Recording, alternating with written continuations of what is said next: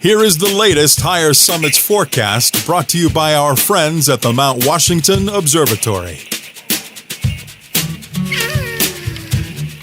Weather above treeline in the White Mountains is often wildly different than at our trailheads. Before you hike, check the Higher Summits forecast at mountwashington.org. Weather observers working at the nonprofit Mount Washington Observatory write this elevation-based forecast every morning and afternoon. Search and rescue teams, avalanche experts, and backcountry guides all rely on the Higher Summits forecast to anticipate weather conditions above treeline. You should too. Go to mountwashington.org or text forecast to 603-356-2137. And here's your forecast for the weekend of October 19th, Friday. In the clear under mostly sunny skies with a high in the lower 40s. Winds north shifting northwest at 25 to 40 miles an hour, decreasing to 15 to 30 miles per hour with a wind chill rising to 25 to 35 above. Friday night in the clear under clear skies with a low in the 40s. Winds will be northwest at 15 to 30 miles per hour. Wind chill 25 to 35 above. Saturday, in the clear under increasingly cloudy skies with a high in the upper 40s. Northwest at 5 to 20 miles per hour, becoming west at 15 to 30 miles per hour. Wind chill will be 25 to 35 above, and then rising. With all the recent snow up above, be sure that you have your traction with you and have a really beautiful weekend.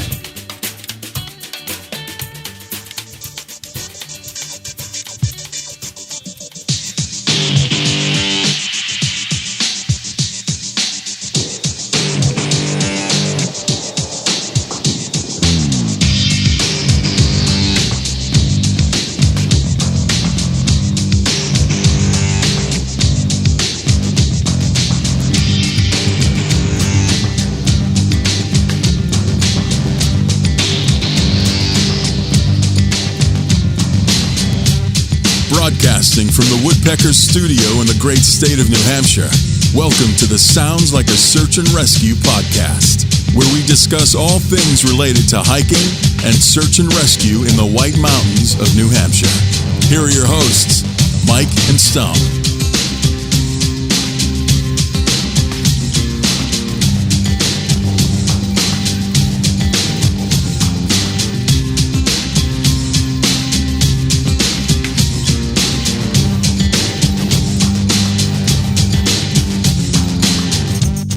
Okay, welcome to episode 172, Stomp. Howdy, how you doing? Good. We have a crowd in the Woodpecker studio tonight. Yeah, we do. Hi, Nick. Hi, Chris. Great. Hey, how you doing? Hey. What's up? Yeah, a couple of scragglers, right? Yeah. Is the cat? Chris, you said you're allergic to cats. Are you? Did Stomp? I am, but did he make sure that he? As long as I'm not. Yeah, they're in another room. As long as I don't pet them, I'm good. No, I think being allergic to cats, that means you're automatically good people because your biology understands to keep those rats away from you. The rats. That's harsh. Oh my God! Thankfully, they're not in here to hear that. Right. Hey, Stomp, I had a question for you. I like, how long have we known each other for? Like 14 years? Yeah. Almost as long as my first marriage. Yeah, we can delete this if you don't want to go down here. But like, do you smoke? Did I see a picture of you smoking a cigarette? What is that? No, that was a nod. We were huge Leftovers fan. That was a series that was on HBO, and it's like an end of the world rapture type of psychodrama, really. And that was taken several years ago on the finale. So we dressed up as some of the characters in the show itself, but no, I don't smoke. I was going to say, I was like, I didn't even know. I'm like, is that a cigarette? Oh, you thought I was smoking? No, well, I figured it was probably posed, but I also ended up looking up what the show was, so that was kind of cool. It's phenomenal. Yeah, it's really good. But I just so I'm not lying here, I did smoke that cigarette when the picture was taken. Oh, you did smoke it? Did you get a head rush on it? I don't remember. Yeah, who knows? But smoking is not a very nice thing. It's pretty gross. Because I was like, wait a minute. I did smoke that cigarette. Because I was like, was Stomp one of those like covert smokers, and I didn't even know. But okay, that makes me feel better. Just find him alone in the woods smoking a cigarette. Okay. Burning down the woods with my cigs. All right. So welcome to episode 172 of the Sounds Like a Search and Rescue podcast. This week we are joined for a listener spotlight with Chris Gothberg. Hello, Chris. Hey. All right. So Chris is a hiker, trail runner, and photographer who's going to share some stories of his recent hikes in and around the Whites. I'll ask him to highlight. I'm interested in talking about Western New Hampshire, so we don't really cover that much. And then Stomp is going to give some tips on self-rescue. When should you and when should you not self-rescue? And then also sitting in with us is one half of the popular PUDs Podcast, Nick Sidla. So hello, Nick. Hello. Hey, what's up? Well, and so Nick is going to add his perspective on a variety of topics, including, we're going to cover a lot tonight. New Hampshire trails get overrun with poorly behaving tourists, mostly from Massachusetts during leaf season, and it's all Stomp's fault. Plus, snow has arrived on the higher summits this week. We've got moose safety tips. We've got space and alien news. Safety course info on avalanches and snowmobiles, and we've got some history segments. So Stomp's going to look back at the case of a Dartmouth student who went missing on an outing club hike in 2019, and then I'll share some old school AMC snowshoe trip itinerary from the February of 1908 from the Appalachia Bulletin, and then we're going to review a trip report to the site of the Old Man on Cannon, which is from summer of 1908. Plus Stomp hikes Lafayette, and we will cover recent search and rescue news. So I'm Mike. And I'm Stomp. Let's get started.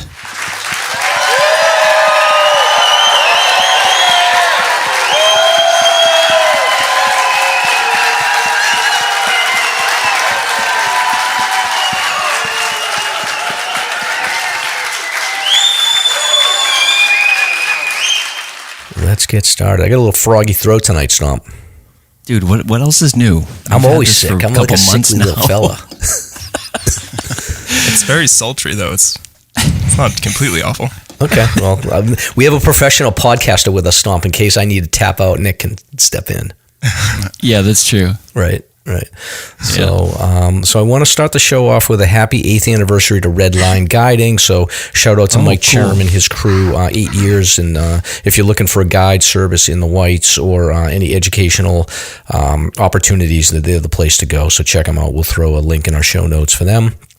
And then we want to start this episode out with talking about the absolute debacle that was Artist Bluff last weekend. So safety concerns raised as peak foliage draws crowds in New Hampshire.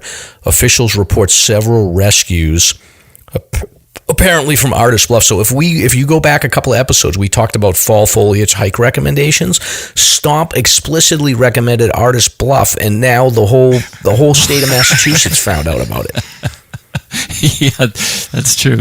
It's just a coincidence. Yeah, so this is Stomp's fault. So there's 1,500 parking spaces in Cannon's tram parking lot, and they were all filled up this week. And then this also, somebody took a picture. It was Tamara Bro took a picture of everybody going up to Artist. I never been to this place, so I don't know what it's like, but it looks like a pretty narrow trail, and there's a million people up there trying to get up and down. And one person said they actually cried going down. They were so traumatized.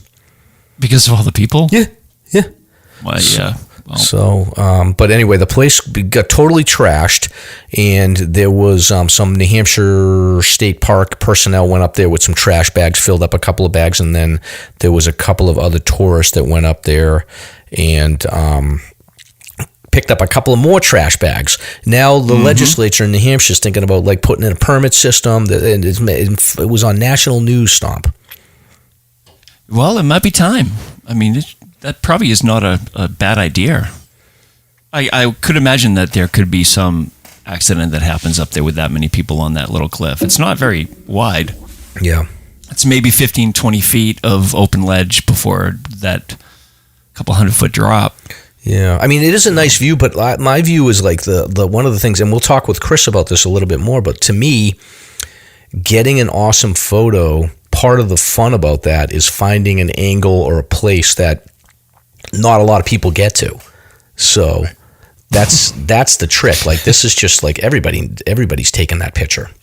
Spread the word. Yeah. I got to admit, though, I mean, you guys have been there. Yeah. Oh, yeah. I've been there a bunch. It's awesome. It's a lot more fun off season. True. It's beautiful. In the winter or whatever. But yeah, it's gorgeous. I haven't been on the bluff itself too much because I went around the same time a couple years ago, and it was a similar thing, like a continuous line of people going up, people going down. Then you got out to the bluff, and there were 20 people there. I was with my family, so we just took a quick look and got out of there. But on the other side of the loop on Bald Mountain, people must just go to the bluff and come down. If you go to the other side, for some reason, it's much less busy. I was going to say, I love Bald Mountain. The view's great. Not to blow that one too. That's going to be the next one that gets taken over. Right. But it's a great spot for sunset. It does have a little sort of ledge scram, I guess sort of just a steep ledge to the top. So maybe that deters some people as opposed to Artist Bluff. But it's accessible. That's the trick. Yeah, it's right there. It's so accessible. Yeah, and honestly, like I don't think it's a horrible thing that, like, at least if they're all flooding to one location, they're not. It's more manageable if they do want to put in a permit system, or, like, to me, what I would do is just charge like $10-15 seasonally during foliage season to get into that parking lot, and then maybe my understanding is somebody said that there was buses that were dropping people off, so maybe that's the issue. So. Did that throw a wrench in? Because that's like the overflow parking for Franconia Ridge too. I'm sure. Right? Yeah. Well, that's Cannon Tram generally. Oh, gotcha. Yeah. It's the opposite side. Correct. So that's 32C is the Bald Mountain, Artist Bluff, Echo Lake. B is the tram, which will pick people up and bring them down. Gotcha. Okay, I actually thought it was from... Yeah, they may pick them up at Artist, but... I'm sure there were people everywhere, though, if there was 1,500 in that lot. Incredible time. Yeah, it's nuts. Took me an hour getting through the notch. Jeez Louise. From 32. Yeah, 32 up to trailhead parking. An hour. Yikes. All right. And then the other big news is, so we got the foliage news, and then this is the time of the year where we can get the snow and the foliage mix photos. So that's something you got to keep an eye on. So 17 inches of snow on the summit of Mount Washington this week. Amazing. Great pictures out there. Yeah, I mean, it's time to make sure your pack is ready for that. Yeah, I haven't looked at the higher summer forecast yet, but I don't know if it's going to warm up enough to melt any of this. This may be like permanent snow. To a degree. I think above tree line it won't break, melting point, but so there'll definitely be something up there over the weekend. But it looks like it's going to be really nice and warm down below. Yeah, and this weekend's going to be killer. I think it's going to be clear most of the weekend. And tonight we have a full moon. So this is a hunter's moon. Stomp, what exactly defines a hunter's moon?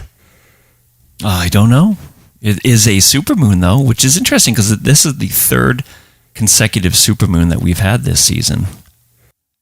And it's bound to cause problems with this episode. Stomp, if you're going to put something like that on the script, you should, define it. I was assuming it was because it's hunting season.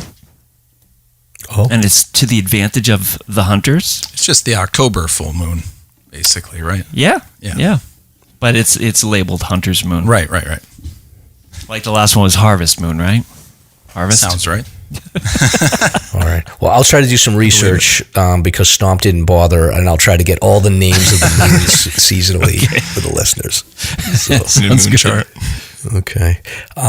Next up, we got housekeeping, Stomp. So we are going to be off next week. I'm doing some traveling, and then we'll be back. I don't have the calendar in front of me, but let me see. I can do the guesstimate. So it's the 18th tomorrow. We'll have this show out. And then on the 25th, we will not have a show. And then we'll have another show coming back in early November. Right, the 1st. Right. We'll be back. We have a couple more great guests coming up. We've got, obviously, the Reckless thing's coming up on the 16th. Rescue Me's coming up. And we'll finish out the year with sit down for 2 episodes with Ty Gagney to review his new book, which will be released the week after the 16th, after the Reckless event. So that's going to be a great way to finish the year. A deep dive on his latest book, which I can tell you is pretty freaking amazing. Yeah. It's Sweet. So, all right, so a couple more things. So we had Stacy Manny on last week. She had given us an update on recovery efforts for Hurricane Helene. So she had provided us with an address where if you want to mail stuff, supplies and things like that, she's going to be grabbing a trailer and driving up there. So we'll put her address in the show notes so people can check it out. But if you want to just write it down, if you're listening, it's 942 Yorktown Drive in Charleston, South Carolina. And the zip code is 29412. So, if you want to send anything to Stacy, she gave a rundown on what they need, but we'll put that in our show notes. And Stomp also put a note in here just saying that there are 2 tropical storms flowing down in the Caribbean and the Atlantic Ocean, so we're keeping an eye on that. Hopefully, this is the end of the hurricane season. Yeah, hopefully. Yep. Yeah, they said they have like a 20% chance of developing, so hopefully it's nothing. So okay, and we can vouch for Stacy. Stacy's not going to run with your gear. She's legit. So don't worry about sending your gear for no purpose. Yes, yeah, she'll get it over to the right people. So Nick, just wanted to catch up with you quickly. So PUDs Podcast, you want to remind the listeners what is the PUDs Podcast? So we're the Pointless Up and Downs podcast. So we're a podcast about hiking and everything you talk about while hiking. Kind of came up with the name because it seems like everybody knows about Pointless Up and Downs being New Hampshire hikers. So it's kind of flowed in. We primarily hiking. We talk about sort of a lot of tangential topics as sort of mentioned by our tagline, but been at it for maybe like a year and a half-ish, kind of coming up on 2 years and having a lot of fun. No, it's great. I've been listening lately. I listened to the whole Philip Kasia episode. So you had Philip Kasia, who's a pretty prolific hiker in and around the White. So he was awesome. And then you just had a Himalayas segment. So you want to talk a little bit about some of those recent episodes? Yeah, so the Philip Kasia episode was really interesting. Needless to say, we had plenty to talk about with some of his accomplishments and sort of his mindset and sort of combining, I guess, performance art and sort of photography, videography, sort of with what he does. So that was an interesting perspective. And to hear where he sort of came from Central Mass and Worcester, and a big Wachusett hiker, which I've hiked a bunch. So I found that super interesting. And then we were super lucky that our best friends, Lori and Mike, actually went to the Himalayas a few years back. So we kind of took advantage of having them on and heard about their experience trekking up to Everest Base Camp, or their attempt, I should say, to trek up to Everest Base Camp. So doesn't he have like a record on Wachusett, like the most ascents or in 24 hours? Yeah, so one thing that Philip Karsh has been working on for I think it's for Summits for Solidarity, but he actually did, I believe it was 29 summits of Wachusett in a calendar day, so midnight to midnight, which was pretty like incredible. I'm like, I don't know. Also, it's one of those things too where it's like to want to do that also is a lot, like especially up like a 1 mile trail with like probably 1,500 feet of elevation gain. He was saying the stats that he ended up tolling to, but I think it was like 60,000 feet or something ridiculous. I'm speaking off the cuff on that one. I don't know what the exact stat was, but it's a whole lot of elevation gain and racking that up. He's quite the athlete. Yeah, and his other sort of thing that we dove a bunch into, which I found interesting, was the consecutive single-year grid. So basically gridding through all the New Hampshire 48, 576 summits throughout the course of the year, and sort of talked a little bit about the strategy behind that. It was pretty interesting, to say the least. Excellent. And now you're 54 episodes in, Nick. What is your philosophy about like pod? So now you've got enough perspective. Like, do you have like a view on podcasting? Do you feel like you've hit your stride, or do you think you still have more to learn? I think we still get a lot more to learn, especially looking at you guys doing 170 something episodes deep now. So I find that pretty impressive. We're starting to get up to more of a regular cadence where we're probably dropping about 4 episodes a month, somewhat like that. And we're starting to kind of reach out to some people for guests and stuff. I think I've gotten a little bit more timid about maybe messaging people and being like, hey, would you want to come on? Because to me, it's like the worst they can do is just say no to us. We don't want to be on your stupid podcast. So it's kind of getting a little bit more comfortable. And again, you guys are definitely on the list for us to have on at some point as well. And but it's been interesting to me. It's still just fun. So that's why we do it. As long as it's fun, we'll continue to do it. And if there's some side perks and benefits of like just getting to know people better and stuff, then it's just part of the gig. The community. Yep, exactly. Fostering the community has been great. Yeah. Yeah. And the guest thing it is tricky. It's like the first couple of times you have a guest, like it's the timing is always a little bit weird, and like making sure that the questions flow and getting to the point where you don't just 100% rely on your script and you just go off script and it sounds more natural. It takes some time. I don't think that we're experts at all, but you get better over time, I feel like. Yeah, we're working on it. One big thing that has changed, and I think I probably took that after talking to you, Mike, even too, or both, and talking to both you guys, but we actually kind of do more outlines of like what we're going to talk about now, episode to episode. So that's definitely helped flow things a little bit. And even like with the Philip Karsh episode, I kind of just made notes ahead of time to be like, hey, like if we run into, not like we didn't end up running into a sort of dead end of a conversation with him. I feel like that would have been kind of impossible. But if we did, I kind of had something to be like, hey, we can keep the conversation going. And here's like a list of questions and things that I thought interesting. So I do think it's funny, like on the spot, like your mind tends to go blank when you're like, oh, what do I ask somebody now? It's like, oh crap, like what do we say to keep this thing kind of flowing? Yeah. I'll tell you guys a funny story. It's Stomp. I don't even think I told you this, but like I don't know if you go on Reddit or not. I go on occasionally, but there was a thread about the podcast on Reddit, and it was like it turned into a hate fest. But wait, for us? Yeah. Don't look. Just do yourself a. Don't even. I've never even looked at us. Yeah, I could give two. I really could. I know you could. That's but, hilarious. I mean, they all like me. They don't like you. But a couple of people did go on and they were like, I prefer the PUDs podcast. And I was like, oh my God, I got to tell Nick. He's going to be so proud. So it's funny because we have like a little fan mail link, and the one comment that stood out to me, not that we got a lot, but there was one, I think it was on the episode we did actually after the 48 Peaks hiker celebration with like Galehead and stuff, where I joined you guys and we sort of chatted about that a little bit. And someone was basically like, they're like, oh, this was a good episode, enjoyed listening, but like, I guess Josh doesn't talk that much. Maybe he talks more on other episodes. I'd like to hear more Josh. And I'm like, so you don't like to listen to me talking for, what, did I talk too much on that episode? Like, what was the deal? It was like sort of passive aggressive in the way it was worded of like, I don't really like that. I think Nick talks too much. And I think it's funny because in real life, Josh is much more talkative than I am usually. So I'm usually trying to edge myself in. Yeah, well, congratulations! It's getting over 50 episodes is a great accomplishment, and I've been enjoying it. So it's on my regular rotation. Thanks for listening. No problem. I do need to give you a 5-star review, so I'll get that going soon. Appreciate it. Helps with the algorithms, as they say. All right. Now, speaking of Josh, we've got a story about a moose here. So I don't know why I connected that, but anyway. Stomp, why don't you do this one? Because we'll go with it. I don't know the backstory. We got a nice video here that was posted by Fit to Hike 603, and it's a giant bull moose walking down trail towards this hiking group, and the video is amazing. And just to tap into that, I dug up some tips on what to do if that situation happens to you, because this moose was like probably within 20 feet, and it was coming right at him. Calmly, but something like that could be pretty dangerous very quickly. So the AMC does have a couple tips here.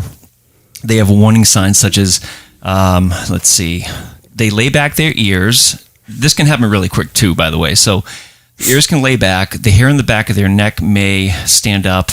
They could smack their lips, show the whites of their eyes, toss their head upward like a horse, or even urinate on their back legs. So if you see any of those warning signs, it's a good indication that you better get behind a tree or definitely get out of the way, period. If a moose does charge you, if you have a confrontational moose, the best thing you can do is to run.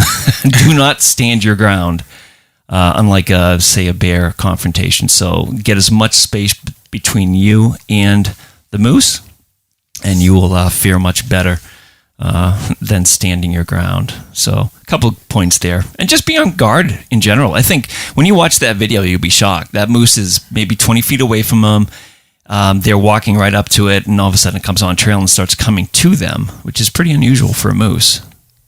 Yeah, and I will say, like, kudos to them for, like, they definitely kept, like, enough space between them and the moose, but there's nowhere for them to go. It looks like it was in Edmonds Path, and it looks like it's in that side hill, so you've got, like, one side of the trail that's, like, super steep, and then the other side that drops into a drainage, so there's really nowhere for you to just go right off the trail in that situation, so you got to keep your distance.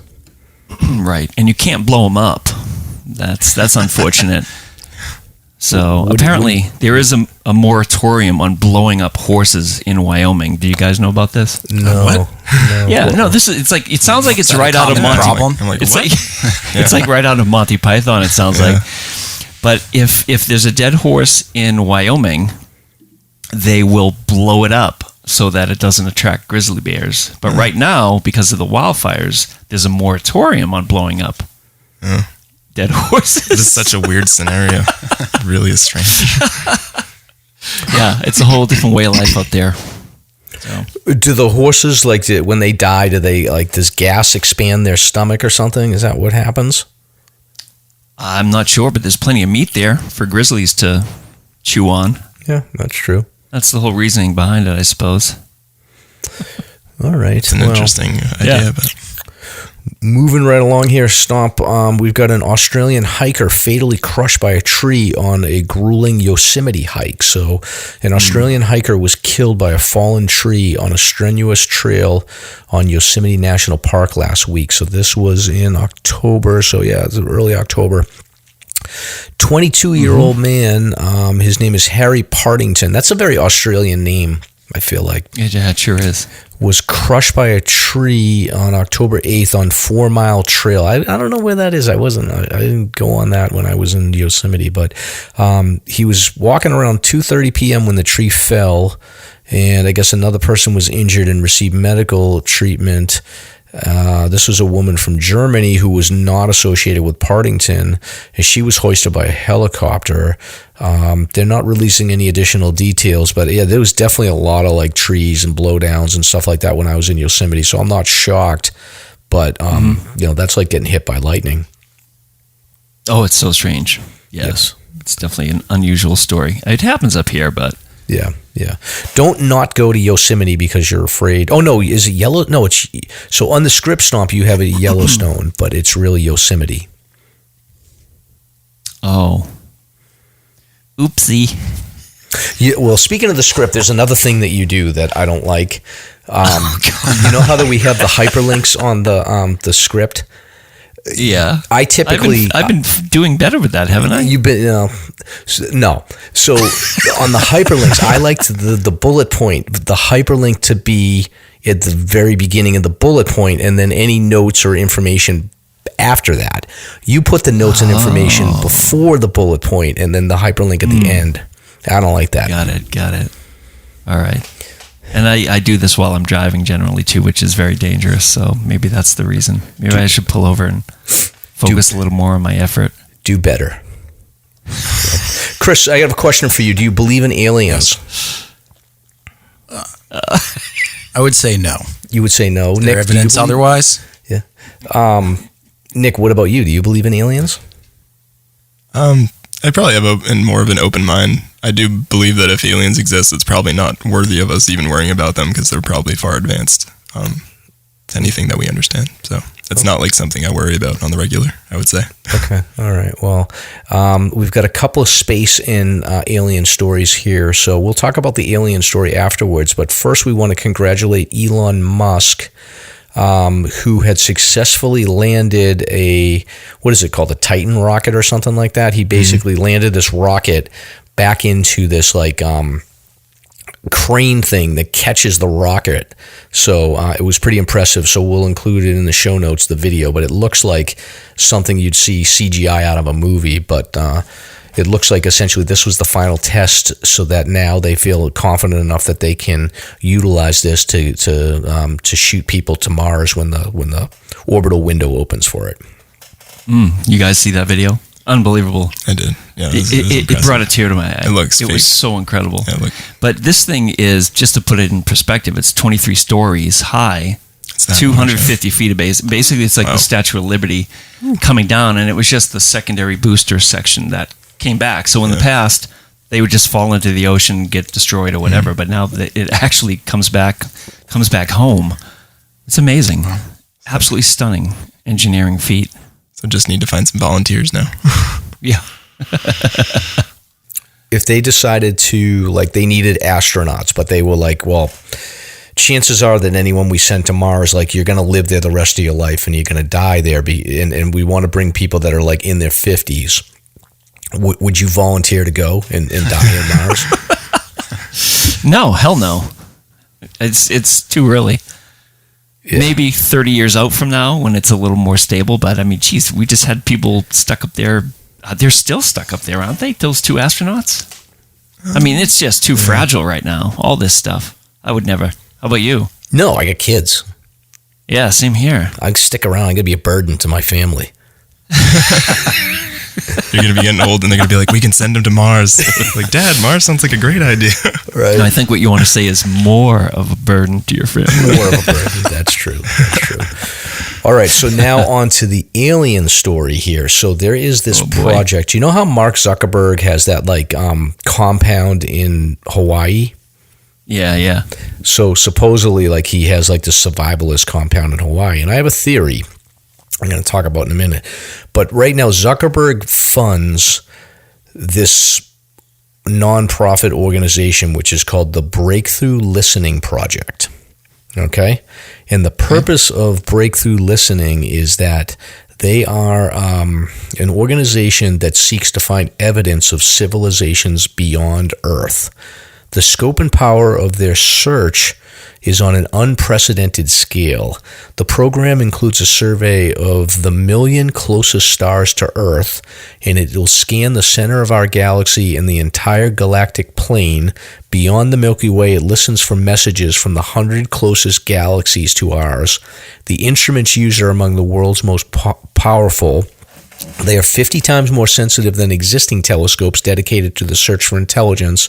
The radio surveys that they're doing cover 10 times more of the sky than previous programs, and they also cover at least 5 times more of the radio spectrum and do it 100 times faster. They are sensitive enough to hear a common aircraft radar transmitted to us from any of the 1,000 nearest stars. So basically what they're saying is that if there's a radio signal out there, they will pick it up. All right. So in 2019, so in April and May of 2019, there was a radio signal that was detected and observed in Australia. So this radio signal was from a planet that was referenced BLC1, which is short for Breakthrough Listening Planet 1, right? And the radio signal was observed in Australia, and it was in 2019. It was first reported at the end of 2020, and by late 2021, researchers had indicated that they had enough evidence to determine that the signal was actually some kind of Earth-related interference. So basically what came out is that there was people anxiously awaiting this signal, and it came out that they felt like it was basically like interference from Earth. Now, everyone sort of forgot about it. It faded into memory, and the project has continued. Now, recently, a whistleblower has come out. And this guy's resume, he is a former filmmaker who has worked with NASA and the BBC. So, a little sketchy. And he's talked to the British paper, The Mirror. So, again, a little sketchy, but I want to believe. He's basically said that an insider within the Breakthrough Listening Project indicated that an announcement of alien life is imminent within the next month or so. And the reason this is happening is that this radio signal that was picked up in Australia in 2019 was originally dismissed as interference, but that was a cover story because that was the real deal. It was aliens. All right. And while the Breakthrough Listening Program was catching this, also the Chinese government picked up this signal as well, and they're doing their own research. China is set to announce that they've discovered alien life. So this has now prompted the Breakthrough Listening Project to also make a joint announcement. Supposed to happen within the next month or so. They're going to basically come out and say that they've identified this alien radio signal from a planet far, far away. So what do you think? Interesting. Well, I mean, beyond the fact that Zuckerberg is most likely an alien, I don't know. Well, it's probably going to be much to do about nothing. This is the thing is like, so Zuckerberg, if you notice, like he became bro Zuckerberg, right? He's changed his hair. He's got gold chains. He's built this like basically like impenetrable fortress in an island in Hawaii. I think he knows that they're coming. And he's preparing. He's going to be the lone survivor, him and his friends. Yeah, I don't know. I've heard different things. I've heard the natives of Hawaii aren't very fond of Zuckerberg, so no matter what he does, if he does bug out into that thing, that's not going to help. Okay. Well, anyway, that's not going to help. That is the Breakthrough Listening Project, so we'll keep an eye on it. There's another alien story, but I'll hold that one for next episode. Oh, teaser. Yes. Stay tuned. Yep. Interesting. So, okay. Chris, aren't you glad you came on this hiking podcast? We'll get there. Yes, we will. All right. So Stomp put in a wind chill calculator. This is a helpful tool. We'll share this link in the show notes. This is the National Weather Service. How does this work, handy. Stomp? Yeah, it's simple. It's right on the NWS page, and you plug in your Fahrenheit and the wind, and it gives you the temperature, basically the wind chill, what it feels like on your body. So it's a very cool tool to check out before you hit the trails. Very good. Yep, we're going to have to worry about the wind chill soon enough. For sure. All right, Stomp. And then you put in these, so why don't you cover these? You've got 2 safety workshop classes that are coming up in case people are interested. Yep, we have the Eastern Snow and Avalanche Workshop, which is coming to Fryeburg, Maine again. This is a yearly course that comes along, and it is December 14th. Tickets are available, and it's basically snow and avalanche education. They have speakers from around the world, essentially talking about avalanche risk and danger and mitigation, and it's always a great time. So be sure to check that out. And now is definitely the time for snowmobiling. It's going to be a great season, hopefully, knock on wood. So Fish and Game is reminding people that you can do your OHRV course for snowmobile safe operation, and that's either online or in person. To snowmobile, you either need a valid license or one of these passes through this course. So check it out. It's super handy, and it's pretty affordable, too. Yeah. Very good. Going to be a good season. Yeah, well, I don't know, Stomp. I saw news reports today saying El Nino was coming and it was going to be warm. Who knows? I hope not, but it's off to a good start. Okay. Chris, how would you describe your hiking style? Are you the type of hiker that likes to take a lot of breaks, or are you somebody that gets moving and keeps moving? I run. You run. So I run, I take pictures, and I mostly go out in the morning. I try to get home for breakfast. Okay. But you're mostly continuous? Continuous, yeah. Okay, all right. Well, you may want to rethink that technique because Stomp found a new research that says walking in short bursts, and then you should probably apply this to running as well.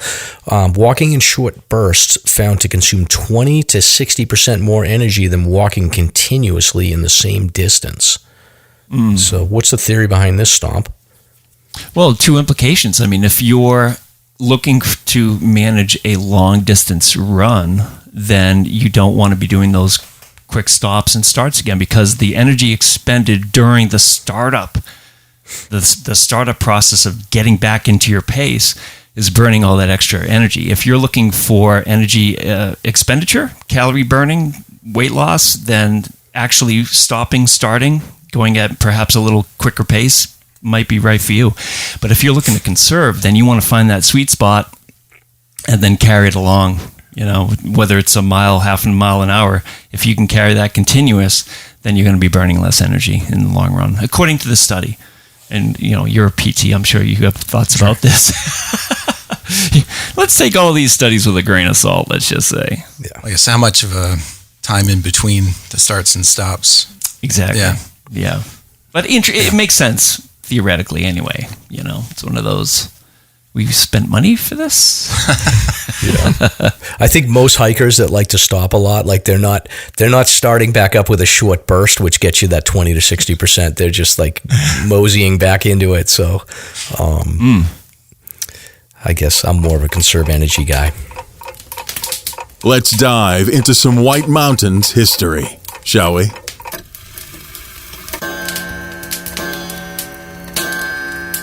for some of the newer listeners, I'm not sure if people are aware of the 2019, there were 2 major searches, and we can't cover them in depth here tonight because it would take forever, but there was a law student, a Dartmouth student in May. It was basically Mother's Day weekend, who went up with an outdoor adventure club from Dartmouth. They were going to do something smaller, but they ended up going up Gorge Brook.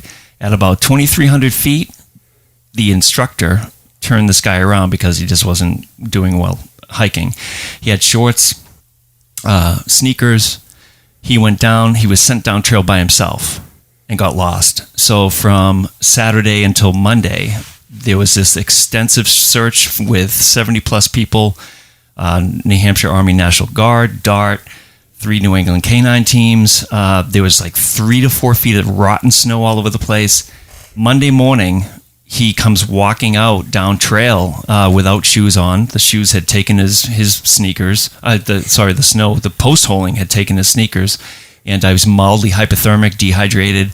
It's an incredible story, but if you plug in the search for Arun, A-R-U-N, Anand, A-N-A-N-D, a whole bunch of stories will come up about this search. And on the heels of that, in June, that's when we had the Chris Staff search, which was... He was a 70-year-old man who tried to do a clockwise Pemi loop, and it was a heavy heat day.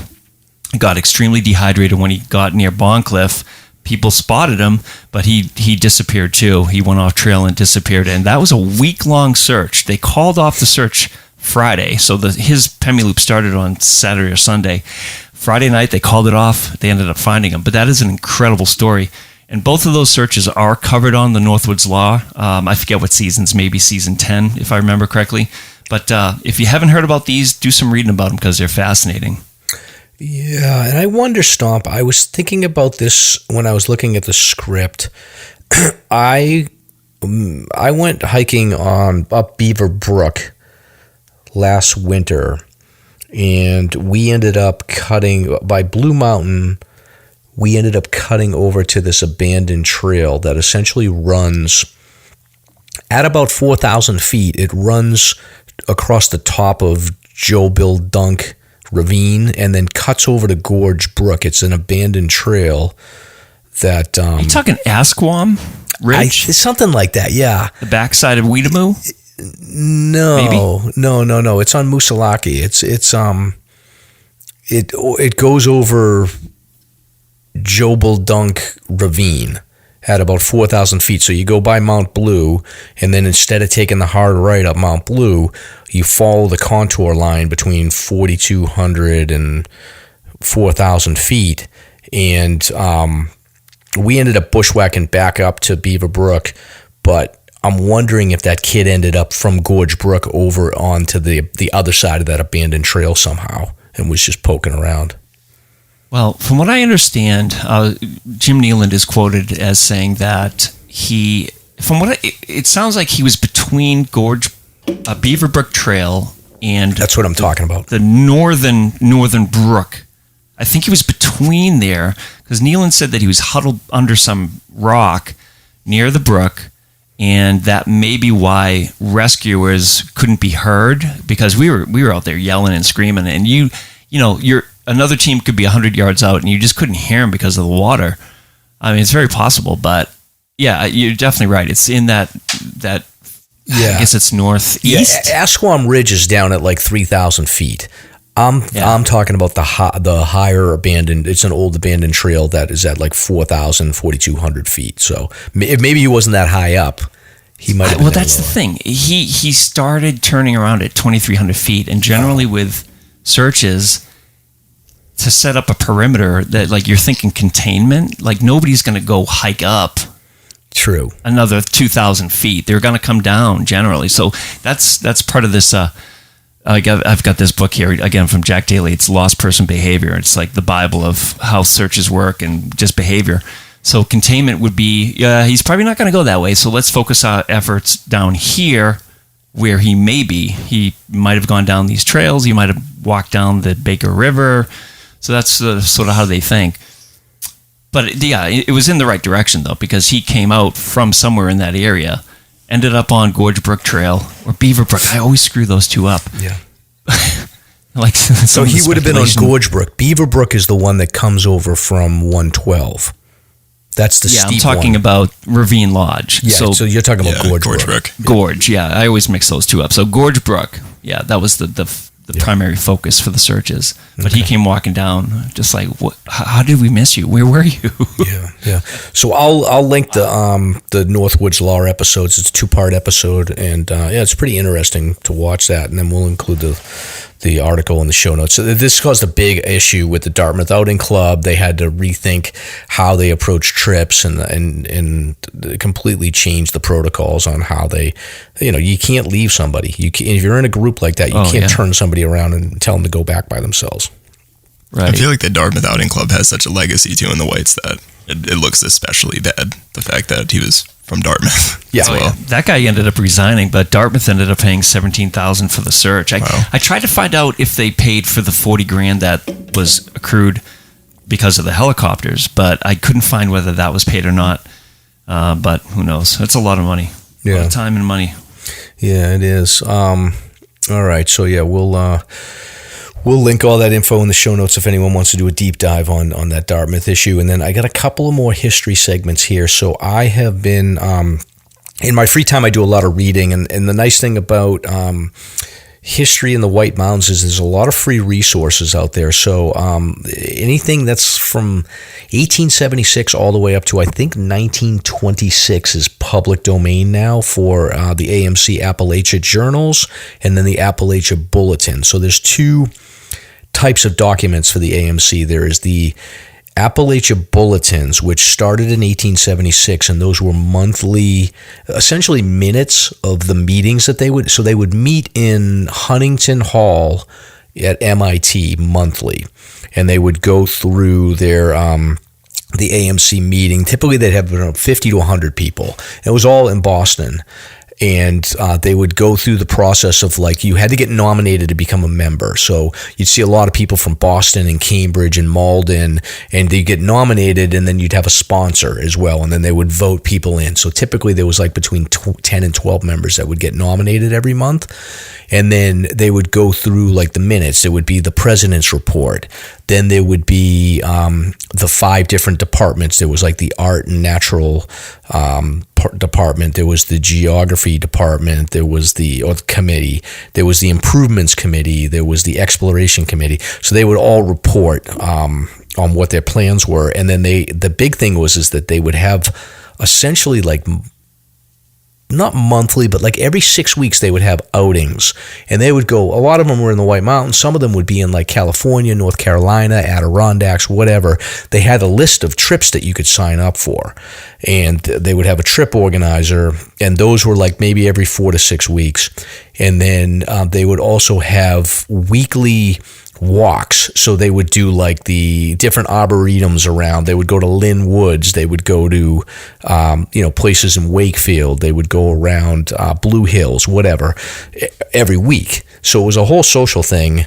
But what piqued my interest was the monthly trips that they would do, and they would usually do like 6 or 7 trips to the White Mountains every year, and they would usually have between 50 to 100 people that would show up. I think the cost at the time was like $30, $40, and they would stay at the different lodges around the Whites. So they, like, one of the stories I'm going to tell you was at the Profile House, which is in the Cannon Tram parking lot. It's since burned down. And then another one was at Iron Mountain, had a Grand Hotel, so they'd stay at Iron Mountain. So I read, and then afterwards, like in the bulletins, they'll do a summary of the report, or the trip. They'll do a trip report. So I grabbed this one is from February of 1908. And it describes this itinerary. It blows my mind. So this was the Snowshoe Committee. They do 2 snowshoe trips to the Whites every year. So to describe this, so they're all leaving from Boston. So this is the February snowshoe trip, as in the past few years, was pleasantly spent at the Iron Mountain House in Jackson, New Hampshire. The main party of about 50 people were going. They went in special cars the morning of February 15th, and then many others joined during the week. So they didn't take trains. They were taking cars as early as 1908. So the total attendance was 82 people. The number was less than last year, but filled the house comfortably, and there was no overcrowding, which has sometimes been objectionable, is what they said. The arrival at Glen Station was in the midst of a driving rain with the roads deep and almost impassable with slush. Fortunately, cooler weather and moderate snowfalls remedied this difficulty, and the balance of the week saw superb shoeing on from 15 to 18 inches of solid snow. So this is the program of the week. So they went, on Sunday they did Thorn Mountain and Morrison Cottage.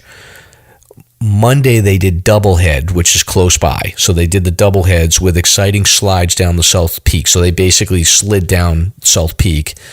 On Tuesday they took a drive up 16 to Glen Ellis Falls, and then they climbed the Glen Boulder. All right. Wednesday, they did Iron Mountain from Hayes Farm, returning via the Ridge. Tuesday, they took a train to Bemis and did the ascent of Mount Crawford, which at the time they said was a comparatively new but interesting peak for winter parties. Then Friday, they did Wildcat from the south, returning via Carter Notch. Like, can you believe, like, they're out there doing all that? I would be exhausted, and this is 1908. And they're doing this. They're probably doing it in tweed suits. Like exactly. Breaking trail too. Yeah. Throughout all that, I would have to think. Crazy. Yeah. It's crazy. And then there was a camp party to Prospect Farm and Hall's Ledge, which I don't know where that is. And then they took a special train through the Notch to the Crawfords on Saturday, and they climbed Mount Clinton and Avalon and Willard. So Clinton at the time, that was Mount Pierce. And then they did Avalon and Willard.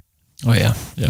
And then on Sunday, to top it off, it was 15 below, they hiked up to Tuckerman Ravine. And then there was two parties that actually ascended Mount Washington during the week. One was by the Carriage Road, and the other was Tuckerman Ravine. And the evening of Washington's birthday was given over to the annual banquet tendered to the club by the hotel management, followed by dancing and music of the Intervale Symphony Orchestra. So what a party, huh? Let's see. Well, there wasn't much to do back then, so you might as well crush it during the day and then listen to classical at night. Sounds pretty perfect to me. Yeah. Crazy. Lots simpler times, I guess. And the snowshoes must have been those big wooden snowshoes too. Yeah, the giant ones. So those things are beautiful. They work so well too. Yeah, and then I'll look up, and 3 hours have gone by, and I've been reading through these trip reports. They also did another trip report in June of 1908. This one, they stayed at the Profile House, which is right in Cannon parking lot now. It's since been burned down. So on Friday, they took a train up to Bethlehem and ascended Mount Agassiz, returning by path to Maplewood. Then that afternoon, they ascended Mount Cannon, and there was 5 people that went up Mount Cannon, and as they came down, they reached the ledges of the Old Man, and they inspected the ledges, and they wrote down that the ledge forming the forehead was found to be separated from the parent ledge by a fissure that was at least 2 feet wide and resting half unsupported, half overhanging, while about 15 feet back, the entire ledge forming the head was found to have separated from its backing, showing a crack some 6 inches wide. These fissures are almost certain to widen under the action of ice and snow, and it would seem as if some device might be conceived which would render more secure what many consider the foremost of New Hampshire's wonders. The club members are urged to agitate this matter to the end that the remedy may be forthcoming, basically meaning like they got to raise this to the AMC to try to figure out a way to fix it. They said Harlan Perkins was in charge of the party, having the most efficient assistant, Frank Madison, with him. So even back in 1908, they were looking at this thing and they were like, it's going to let loose. There's a lot of gold. So I'll link these in the show notes if people want to start reading these bulletins. It's fascinating stuff to me. Mm-hmm. Where are you finding them again? They're not online, are they? They're in I got some on the Dartmouth Digital Commons. There's some in the Princeton Digital Commons. And then I think University of California's got a bunch. And then Google Books has anything from 1926 backwards. They've got all the Appalachia books. Oh, that's cool. It's wicked cool. Yeah. Hardcore. I don't know. Nick, do you like history? I do. I enjoy it. Usually poking around some sort of White Mountains related. You seemed really excited about that segment. Hiking book. Awesome. Hey, what's that sound? It must be time for the pop culture segment with Mike and Stomp.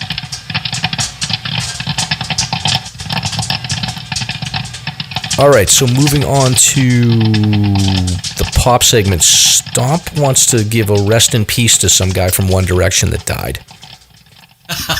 Yeah, because I'm the OG 1D dad. Yeah, I was shocked. It happened last night. So, I used to take all of my daughters out to see him and them all over the place in New York. And like we did an overnight to see them play at Rockefeller Center at 2 a.m. Wow. They did a sound check and then played at 7 for like Good Morning America. So they're sort of shocked. I'm sort of shocked. I actually really enjoy the band. So it's such a bummer. He was so young and just weird stories coming out after the fact. So rest in peace. Yep. A bummer. He either fell out of a window or jumped out of a window. It's one or the other, or got pushed out. We'll find out, hopefully. Was he still actively like producing music and stuff? Oh, yeah. As well, too? Okay. Oh, yeah, collaborating with the other members and other artists. I was telling Nick before we started that I still have a 1D shirt. I'm going to bust it out for one of these upcoming live shows, probably. That has to happen. Wow. Yeah, I heard he was down there because... Mike goes, wow. Yeah, I heard he was down there because he was... is Niall Horan or whatever that other guy's name is down there playing a concert? Right. Yeah. But they just released an audio clip of, it's like a 911 call from one of the hotel employee staff and saying that there was some guy that was intoxicated or just being violent and aggressive and just sounds so out of character. Very strange. So who knows? Yeah, well, rock stars and hotel rooms don't mix. But you know what does mix, Stomp? Coffee in the morning.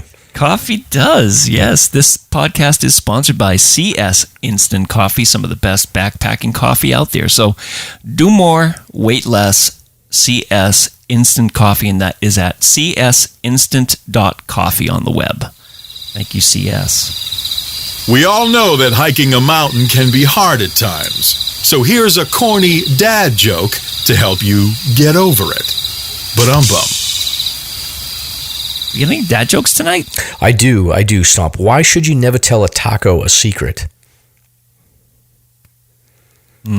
Because they will spill the beans. There you go. Oh my God. Good stuff. We can skip this swag section, but I do want to give a shout out to Mind Hunter Rabbit, who said, "Where is the free Daphne merch?" So I'm going to start working on that for you, Mind Hunter.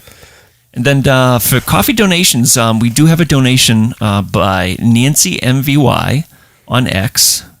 So this is a 5 coffee donation. And Nancy says that she looks forward to every episode. So thank you very much, Nancy. It's very appreciated.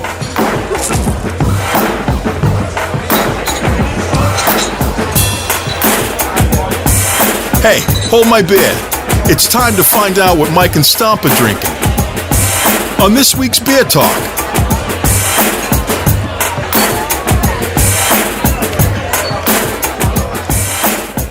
Stomping now is the part of the show we talk about beer. It's supposed to be Sober October, but I forgot it was Sober October, and I'm crushing a beer right now. Shame drop coming in. You look really sad about that. Sorry. I am drinking a Laser Cat. So Chris has forced us to lock Daphne up tonight, but I'm drinking a Laser Cat in solidarity, whatever that word is. He's drunk already. Oh God, that's hilarious. Yeah, I've been sort of slacking here and there on this Sober October this year, but yeah, whatever. You do what you can, right? Yes. Anybody else? Anybody else drinking? Nothing? Anybody? No, these are water boys. No, I'm hydrating. Okay, that's good. I respect that. I knew we should have gone left back there. Stomp, don't worry. I know it's this way. I've got a feeling in my gut. Are you sure you're not about to have a bowel emergency? Totally. We got this. But I just blew out my hip. Fell down that gully with my 40-year-old microspikes. Suck it up, Stomp. It's 4 p.m. We're at 3,500 feet. We got 9 miles back to the parking lot. Your leg may be broken. We got no cell connection, and we can't feel our fingers. But we're finishing all of my list tonight. By the way, I need some water. I'm empty. I would if I could see what I'm doing, but my headlamp batteries are dead. You gotta be kidding me. What a chump. This is the last time I hike with you. Ha, whatever, mister. Do you know me? I have a podcast. Whatever. Let's find out what Mike and Stomp have been hiking. Now it's part of the show where we talk about recent hikes. I did not hike this weekend. I went to a Festivus party, and then I stayed home on Sunday because it was raining and it was gross. Isn't Festivus supposed to be closer to Christmas? Yeah, I don't know. They just did it early. Did you air your grievances? I didn't on this one. I have another Festivus party where we actually decorate the pole. My buddy Jay, who you're going to meet tomorrow, actually, when we go hiking, he has like a light pole in front of his house. So we decorate that, and then we stand around and drink beer and then air our grievances. That sounds fantastic. Yeah, it's fun. It is fun. So, but Stomp, it sounds like you did some hiking. Yeah. Hiking and rescuing. As part of a response. So I did get up, the 48 divided by 2 club, but this time it was actually to the summit of Lafayette. So I guess I did Lafayette for sunset with 80 mile an hour winds and single digits. So that was exhilarating. Yeah, at the time it was bone dry, but just really cold and windy. No snow or any rime ice or anything like that. So it was actually really nice. Wow. A lot of people on trail too, surprisingly. The hut was open. The hut crew was super cool, giving everybody brownies and hot cocoa, and they were closing up shop because I think the 18th is the last day, if I remember correctly. Yeah. So it'll be different up there. There won't be any shelter if you need it. Yeah. Did you take the super secret direction, or did you go the new trail? Did you see like the trail repairs that are going on? Yeah, we did that reel for the new section there, and we actually skipped the shortcut on the way up, but we took the shortcut on the way down because it is a half mile longer if you take the new route. But the new route for Old Bridle Path, I've yet to do Falling Waters, but the new route at the junction of this new section that they've built is just unbelievable. It's like flat superhighway, and it keeps on going. I was shocked. Great work. And then I noticed all the other work that they're doing along Old Bridle up towards the hairpin even. There's a significant amount of work that's going on up there. It's incredible.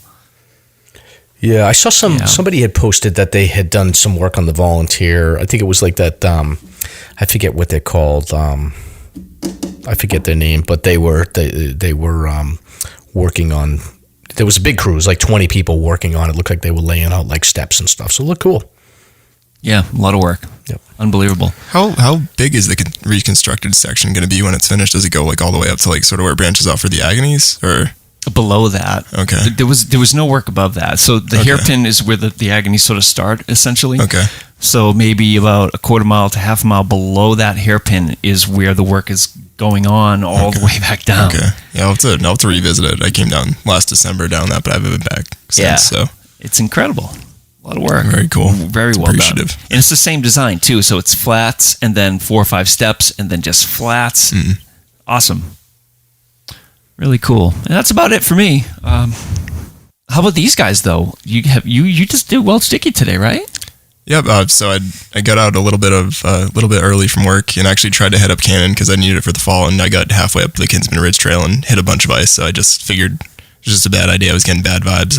Not enough snow and ice up there for traction to do anything different. So I actually hit Stomp up, and I'm like, is Welch Sticky dry? Because like this isn't happening today. So yeah, I just went up to Welch Sticky and hit it. It was maybe like 20-30 minutes before sunset when I was coming down the Dickey ledges. So It was a great time, completely dry. A lot of new signage up there. I haven't been up there in probably a couple of years, so really hard to miss the trail. I think going up or going down, but beautiful as always. Right. And Chris, we'll save you for the interview here. But did you get sweaty? Did your back get sweaty? I did. It got very sweaty. I probably could have used something to help that sweaty back situation. That's where Mike was headed. So our sponsor here is Vaucluse Gear. So does your backpack not provide enough ventilation? Does your back sweat too much when backpacking? As you know, sweat can be extremely uncomfortable on the trails. Plus, it's a serious risk factor in both hot and cold climates. As your clothes get wet, your core temperature can dramatically fluctuate, and this can result in hypothermia, heat exhaustion, and dehydration. Let's not forget, just very uncomfortable. Today's your lucky day because we have good news for you. There's a piece of gear that solves the sweat and ventilation problem, making your backpack more comfortable. Vaucluse Gear's ultralight backpack ventilation frame. This ultralight frame is a backpack accessory that easily installs in your pack, your favorite pack, sizes 15 liters to 45 liters, and creates a ventilating airflow gap between you and your pack. It's also ultralight, weighing around 3 ounces. That's equivalent to a pair of wool socks. So whether you're hiking in hot or cold temps, the ultralight backpack ventilation frame from Vaucluse Gear is a real game changer regarding airflow and ventilation. So visit them at vauclusegear.com to order an ultralight ventilation frame today and get a $5 discount with the code SLASHER, SLASR, and let them know that Mike and Stomp sent you.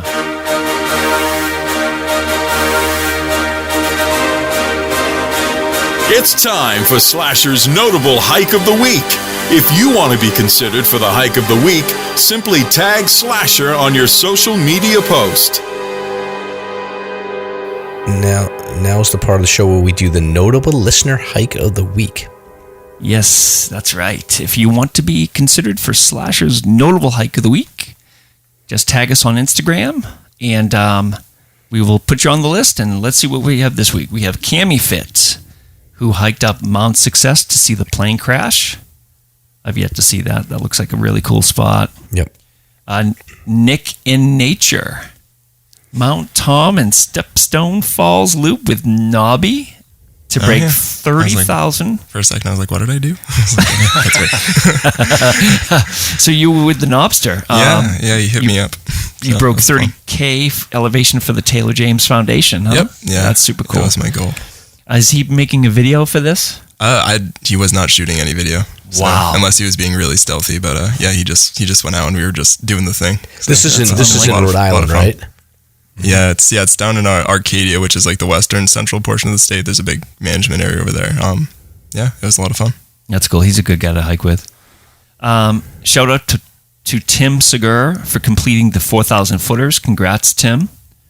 Folkstar hiked number 6 and 7 for the Adirondack 46 on Mount Marcy and Mount Haystack. Sick. And then our buddy Dave Shits in the Woods hiked Brown Ash Swamp Mountain for the New Hampshire Highest 500, as well as his personal list that he created for everybody, the New Hampshire Inappropriate 69. So nice work, Dave. Eric Hansen hiked Mount Tremont and said it was a beast, or something akin to that, and it is. That's a monster out there. It's some pretty it's rugged, flat, and then it just like goes like straight up for like the last mile and a half or whatever. Rugged stuff. Dave comes in again doing white wall via the slide. That's always an adventure. And finally, Jude hikes the whites. Hiked Mount Cube for number 17 out of the 52 of the view list. So there we have it. The notable hikes of the week. What do you think, Mike? Who's the winner? Man, look at Nick's looking at me with his puppy dog eyes. Yeah, just drilling you. I'd pick the Adirondack version. Marcy and Haystack sounds epic. No, that's me. I usually do list finishers. That's like how they get this. So Tim. Matter of fact, Tim. We met Tim, Nick, on the day. Remember that epic Adams-Madison undercast hike this winter. Yeah. We met Tim that day. So, is he like a caretaker? No. He's just a hiker. Okay. He just finished his 4,000 footer. Okay. Met a lot of people that day. Yeah. So yeah, definitely Tim. And then I gotta go with Cammie Fit because she'll make me do like music videos when I hike with her next time if I don't give it to her. So That's true. Yeah. So congratulations. There you go.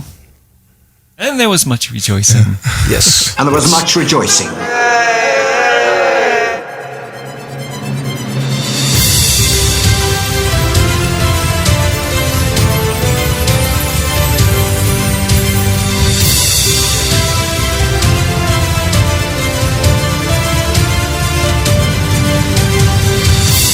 It's time for Slasher's Guest of the Week. Very cool. Very cool.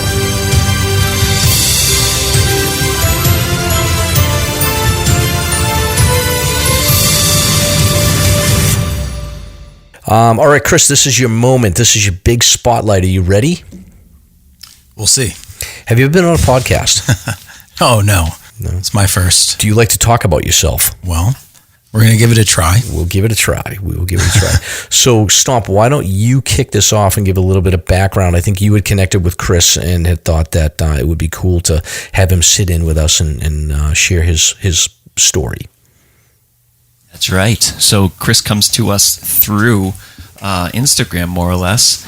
And I just started noticing your work. We've had a bunch of photographers on over the last few years, and I really appreciated your photography, and I think it was overdue for us to have somebody come in to talk about that. And ta-da, that's it. Right. And not only that, but you're a hiker and trail runner and whatnot, so I thought this would be a really cool listener spotlight for the night. So thanks for coming in. Appreciate it. Good to be here. Cool. So, Chris, why don't you introduce yourself and talk a little bit about your background and how you got into trail running and hiking? Absolutely. So, my parents got me started. We had a vacation spot in Woodstock, New Hampshire. So we'd come up, hike in the summers, ski in the winters, and we'd always go up Mount Washington via Tuckerman Ravine or up Franconia Ridge on the classic loop. So we do that in the summer, and that's what started my relationship with the mountains. And I've always liked running. So at some point I realized I could do them together. So I started in Rhode Island running, and the trails down there, flat, very different. And then I always wanted to move up to New Hampshire. I eventually convinced my family to move up after we went on a vacation in the Lakes region.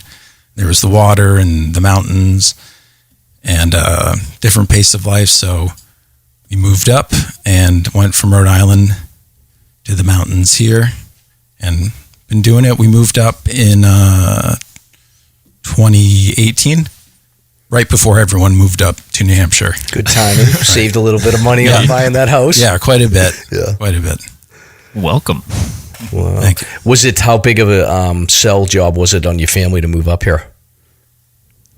Well, it wasn't hard. So we were getting to the point where we were going to buy a house, and we didn't know if we really wanted to settle in Rhode Island or somewhere else. And, we just wanted a different pace of life and ability to get more land and, a bigger house. And so we had the combination of the quality of life and a little quieter. And after they came up and, spent a week here, it wasn't hard.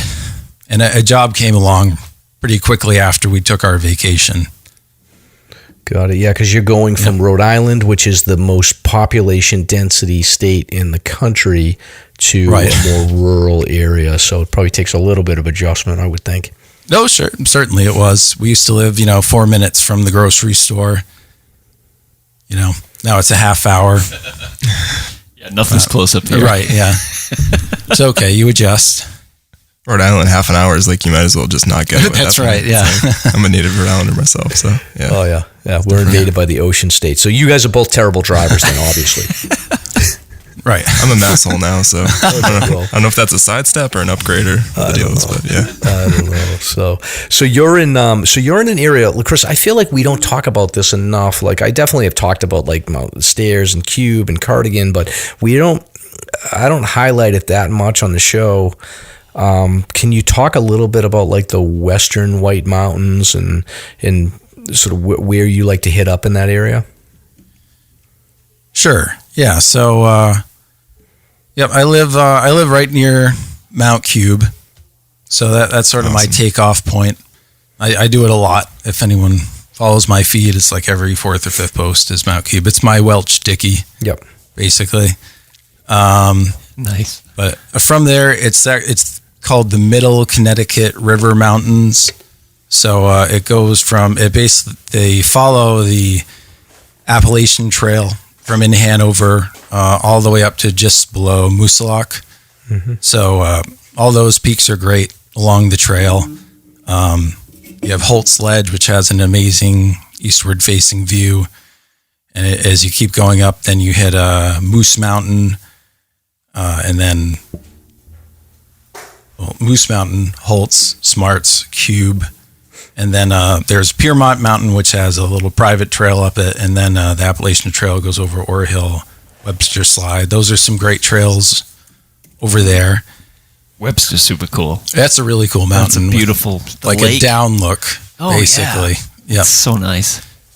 Yep. And there's a bunch of nice like side interconnected trails off of all of those. So Cube and Smarts, they basically sit on like a high plateau. So off the east side of it, there's all these low rolling hills, and that's the Green Woodlands. They have a bunch of multi-purpose trails, 70 miles of trails, 24,000 acres, and you can sort of connect to the Appalachian Trail. And between Cube and Smarts, you have the Thompson Tree Farm, and that connects to the Green Woodlands. It's like a nice, big, fun area to explore. A lot of really lesser traveled, not a lot of people. And off of Moose Mountain, there's a lot of side trails built off of that, especially off the south side. Yeah, I've always been curious about that area. So I have done from the Dartmouth Skiway up to Smarts and then Cube, and we stayed in one of the shelters there. But I've always been curious about that section below Dartmouth Skiway that goes down into Hanover. So that's what you're talking about, is that stretch of the AT and then all the associated trails that are around that area. Yep, just south. So you went up Holt's Ledge? Yes. Yep. So just south of that, that's Moose Mountain. That's a big, long ridge. The Appalachian Trail goes over part of it, but then the ridge actually swings east, and there's a bunch of trails in the Shumway Forest. So along the Moose Mountain Ridge proper, you probably get one outlook off of the South Ridge that looks across to Cardigan and some lakes. But as it swings east, there's a ridge trail, which has a bunch of outlooks, which is really cool. And a bunch of like nice woodsy logging roads and stuff like that. Yeah, and you never see, there's never any crowds over there, right? No, almost no one. Yeah. The only people I've seen on Moose are hunters. Wow. And then do you trail run the whole time, or do you ever just hike? Well, if you trail run, you know that trail running is really running like flats, somewhat up and downs, and then power hiking. So there's, power hiking mixed in there. Yeah. But always running. Yeah. And you get out every morning? I try to get out like 3 or 4 times a week. Yep, get out in the morning before work, or if I can't, try to go after. Got it. And then you you have a pretty good Instagram page. I don't, and Stomp I saw that you and Stomp were exchanging messages, and I was like, originally, like I looked at your photos, and I was like, well, he must use, because Nick, we've hiked with, Nick's got this big 35 millimeter camera that weighs 27 pounds that he'll whip out. But he also, it's funny, like the day that you took photos of it, like the best photos I think were your iPhone photos, Nick. But Chris, so you don't even use any of those big, you just use your iPhone for your photos. I don't bother, no. Yeah. Yeah, I have an old Google Pixel that I use. Oh, Google. Okay. And I had a DSLR, but it doesn't it's much easier just functionally when you're out running, just, take your phone out, take a few. And the technology has gotten so good. and the editing so easy that I think it comes out, good enough. Otherwise, you'd have to stop, take it out of your pack. Or how do you do it? It's about. I'll mix with the phone and the camera. I'll bring the camera for video a lot of times, but like to Mike's point, like the picture I got of you that was like I posted that a lot of people ended up showing it was you going up the backside of Adams, but that was just with my iPhone and I shot in like a raw format. So a lot of times it's mix and match of but to your point, like, it's totally easier to just like pull out your phone, and it's kind of amazing, especially with the ability to shoot in like raw format or something now. And again, I think I was talking to this about Stomp actually before you got here, but I feel like you're really great with perspective, which is such a big part of photography. Like people, you can take a photo in the highest resolution and quality, but if it's like a crap perspective and it doesn't look interesting, then it's kind of like it is a moot point.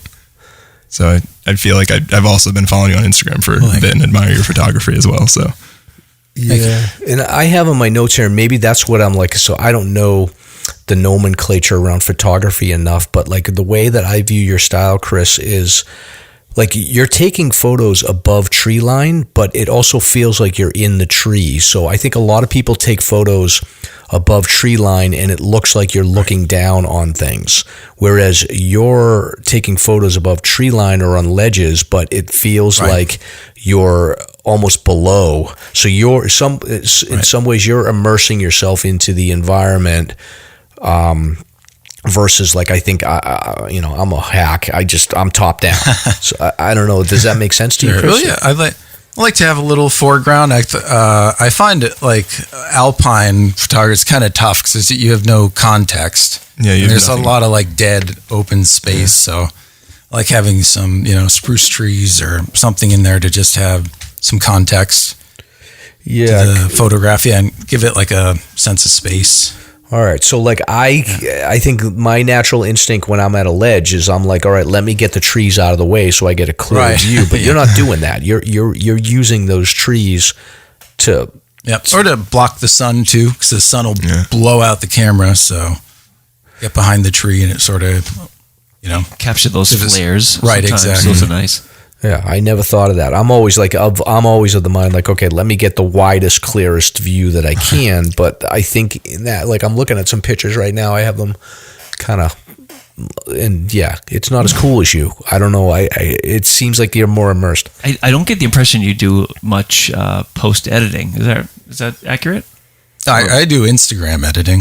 Yeah, not much though. Yeah, I try to keep it like natural looking. Yeah, it can quickly like descend into looking silly. Yeah, really super saturated, really blown out. Yeah.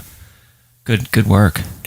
Yeah, and then you're mostly out in the mornings. Do you find that's like I feel like your photos have I don't want to say a darker view, but a more I don't know if they have more of a muted tone to them, but the colors still pop. But is that because you tend to get morning photos, or it's probably the time of day, the angle of the sun,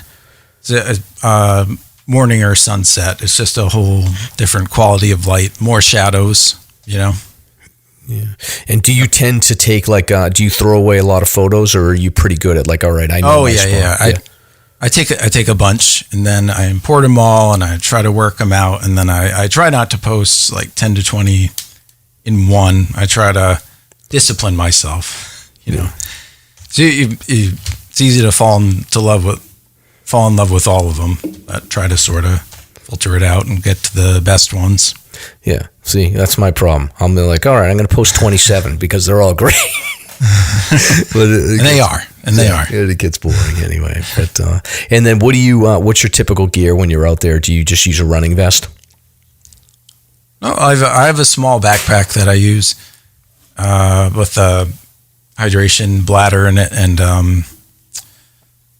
that's what I use. That's just a small pack. It's an off-brand. I can't even remember what it is, but it's something I got as a gift, and it's worked. Small orange packs, got blaze orange built in. Nice. Helps this time of year. And what do you wear for shoes? Solomon's, always. Yeah, Speed Cross. They have really good grip, which is important when you're running. I don't know. I don't trust my Salomon. No? 100%. Well, yeah, you can't trust them on everything. Yeah, it's funny. I actually have better luck with the Hokas. I'm in love with the Hokas. I hated them at first, and they're still not very stable around the ankles, but I've never had a boot that grips like these things. Wild. I'm Brooks Cascadia. I get Ultra Lone Peak8s, generally, until it gets colder this time of year. Then I've just got Keen boots. Yeah. Keen winter boots. Yeah. Wow. So what's in your pack? Especially as it gets colder. Yep.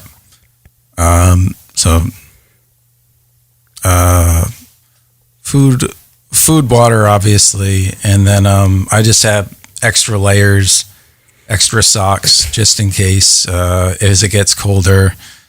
Hot packs, and listening to the show, I just bought an emergency blanket because a lot of my keeping warm is based on like moving. Yeah. Like you can't really layer very much when you're running. You heat up really, really, really fast. Sure. When one of your guests mentions starting, a little bit cold, and that works out well. Yep, because otherwise you're shedding layers like 5 minutes in. Yeah. What distance do you typically do when you're out there? So between 8 to 20 miles. Okay, so you're going long. It's a range. Do you do that same distance in the winter? No, definitely not. It depends on what I'm doing in the winter. So I don't tend to go high in the winter because I've got some skin stuff going on. The winds at the high elevation don't treat me well. Mm-hmm. I just like to run really. So I have running snowshoes. And if you get on a groomed trail, like the snowmobile trails or the Green Woodlands have groomed cross-country trails, you can bang out that kind of mileage pretty easily. But yeah, if you're doing like a hiking trail, that's pretty tough to keep up the same kind of mileage. So yeah. How do running snowshoes differ from normal ones? Just like are they shorter and lighter? They're lighter. That was the thing. And they're sort of like pinched at the back, and they snap up when you step. Okay. Are yours Dion's? I've been using Crescent Moon. Okay, yeah, Dion's a nice brand. Yeah, but they just broke last year, so I was actually going to try Dion's this time around. Oh yeah, they're fantastic. Yep, cool. And it feels it's a little strange to get used to. You have to have a little wider gait, and you can't run the same speed, but as you get used to it, you can feel pretty nimble on them, especially on a groomed trail. You can just fly. Cool. Very cool. Yeah. So you're not out there breaking trail. You're waiting for the hikers to break the trail first. Mix in hikes up cube and all that. Yeah. Because you're not gonna be floating too well. No, true. Do you? I always tell people like one of the most spectacular. Well, up until the time I went hiking with Nick last winter on Adams and Madison, the most spectacular undercast I ever saw was on the north side of Cube. Oh, very cool. It was like a fall hike. Do you get some good undercast up there consistently? Yeah, we do. So when you got it, how high was the undercast? It was like right below you? Yeah, it was literally like I could step out into it. Okay. Yeah, we get a ton of valley fog there because the Connecticut River Valley's there. Yep. So we get a lot of like low-laying undercast, not as much like right underneath because like there's a lot of fields down there, and as they let off the moisture and from the river, you get a lot of cool, like probably around 1,000 feet in the morning, especially. So that's a good place to go if you want to check out an undercast. Yeah, pretty good chance of at least getting some valley fog if you get up there early. Yeah. Now North Peak has that like really spectacular ledge that looks out to Moose Log too, right? Yeah, like you got Upper Baker Pond right beneath it. Okay, yeah, I was going to ask what the name is. So I would imagine you must get some nice undercast on that side too, occasionally with the pond for sure. over there. But that's an amazing view of Moose Log. I remember being pretty blown away the first time I get up there. It's beautiful. Yeah, it's a great sunrise angle and good view. Oh, very cool. Yeah. Now, have you always been a runner? Have you run your whole life? Yeah, on and off. And then I got more serious about it in the last probably 10 to 12 years. I've always enjoyed it. But once I figured out, the hiking and the running together, I was hooked. Yeah. Yeah. See, for me, I've always been a runner. Or for me, it's just the running. I do trail running around where I live, and mostly it's just to stay in shape for hiking. But if I don't do like 20, 25 miles, I had some mouth issues last month, but I'm back into it now. But like if I don't do 20, 25 a week, I'm like, oh, I had a horrible week. I just bang myself up. Yeah, absolutely. But it's mental health for me. I don't know if you feel the same way, but for me, this is where I think about life, and I get my ideas for work and everything. And I go crazy if I didn't. Yep, and to sort of turn off a little bit and get into nature. Yeah, that's big. Yeah. So, and do you do races at all? Not at all. No. Nothing. I do a lot of solo stuff, and I like to be out there, by myself or with a friend. So not with big groups or anything like that. I've done one trail race in my 10 years of doing it, and I did it down in Rhode Island. It was fun. Yeah. That's cool. Yeah. And then as far as getting out to other areas, like you do get around. I mean, I was looking at your Instagram today. You get out to the sandwich range. How do you? Are you I'm going to just make a decision like the night before, or do you have like a whole plan to pursue lists? I do all the lists. So I'm working on them all at once. I love redlining, tracing. Yep. So I do the White Mountain Guide and the Southern New Hampshire Guide. And the Southern New Hampshire Guide is great for running, actually, because the trails are the footing's good. You don't have all the rocky scrambles. That's a lot of fun. And I do the 500 highest, and I just finished my 48. I was dragging my feet on that for a long time. I got to like 40% of the trails before I finished my 48. Wow. So I sort of try to work on all of it at once, and weather conditions and time availability, and sort of calculate it all together. It's fun to get redlining in and a 500 highest in at the same time, or redlining and then grabbing a few 52 with a view on the way.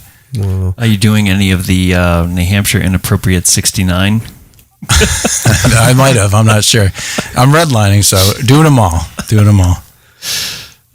When do you think you'd be done with the redlining? Oh, years probably. Years. That Grafton Notch area I haven't been to at all, and just the whole east side of the range is like a 2-hour drive for me. So getting over to that'll take a long time. And that whole area is a project. Yeah. Those aren't too bad, but once you get into like Evans Notch, yes, or you come out of Pinkham Notch, that gets to be quite a drive from western New Hampshire. It's like I did the Bald Faces a couple of weeks ago. That was a 2-hour, a little over 2 to get there. Yeah. It's tough to do when you have Moose Lock 20 minutes away. Yeah. It's like, do you want to drive 2 hours to get out there? Yeah. So cool. That's why me and Stomp don't hike that often together, because like I'm on the western Maine side, and then he's over in Franconia or wherever he lives. Yeah, it's a haul. He lives. So. Yep. That's right. It's like worlds away. We are. So this is good stuff, Chris. So are you, at this point, do you have any, because we had this issue with foliage, like, do you have any advice for people? Like, what is your hidden gem for foliage that you're willing to share with the listeners? Sure. Well, all mine are based locally. So a bunch of the ones I did recently in Western along the Appalachian Trail are really good. Webster Slide Mountain is a great one. Yeah, those pictures were insane. I'm distracting them with pictures of Eric Todd Sweet's biceps. Oh, sorry. Holt's Ledge has excellent foliage. Cardigan area has excellent foliage. Cardigan area is great.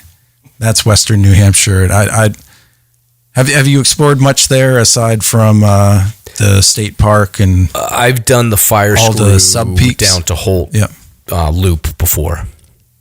Okay. There's a lot of backcountry there that have some great peaks, like Orange Mountain that you mentioned. That's a nice alternative. Right across to Cardigan, you've got all the foliage right there. And it also has these long ridges that go off the north and south.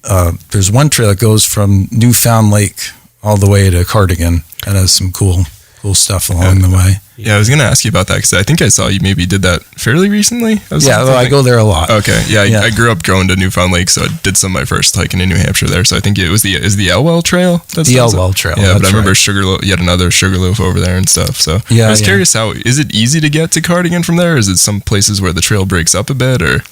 It's fairly easy to follow. So you start at the lake, you go over the 2 Sugarloafs, you go over Bear Mountain, and that's all fairly easy.